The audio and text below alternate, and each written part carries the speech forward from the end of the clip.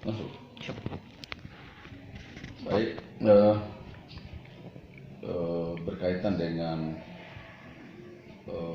pencarian dana desa di Kabupaten Kerinci ini, kita sampai hari ini progres kita sudah mencapai lebih kurang 70 sampai 80 desa yang sudah melakukan pencairan dana desa untuk tahap pertama. Tentu sesuai dengan progres penetapan APBDes-nya. Kemudian berkaitan dengan dana ADD yang pada umumnya adalah sebagian besar untuk siltap, sampai hari ini memang di Kabupaten Kerinci belum dilakukan usulan pencairan siltapnya.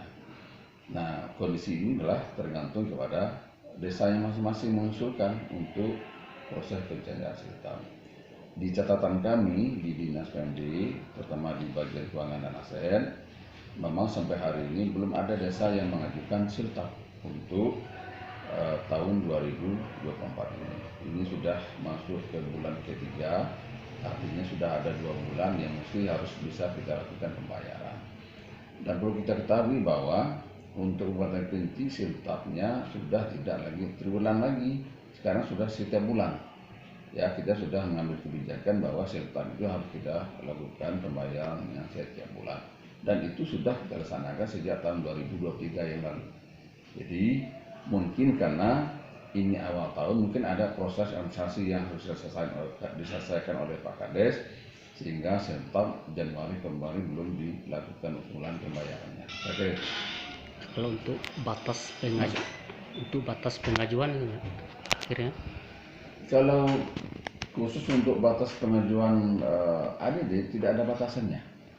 Yang jelas itu batas akhir tentu 31 Desember 2024 ya, sepanjang tahun anggaran masih ada, tidak ada persoalan. untuk himbauan terakhir kepada Kades yang belum mengajukan itu.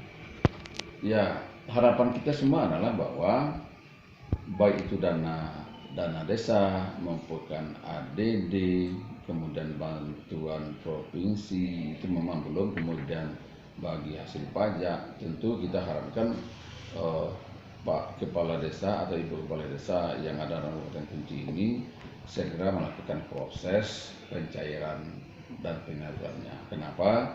Dengan beredarnya terlaksananya proses kegiatan yang ada di desa secara tidak langsung, ini akan berpengaruh pada ekonomi masyarakat. Jadi harapan kita adalah lakukan proses pencairan dana desa sesuai tahapan yang sudah kita tetapkan, sehingga ini berjalan dengan baik sesuai dengan ketentuan yang sudah kita rencanakan. Sehingga kalau itu yang kita lakukan, apa yang menjadi progres kita mulai dari awal tahun sampai akhir tahun ini tidak terjadi kendala, karena sudah sesuai dengan program dan progres yang sudah kita rencanakan.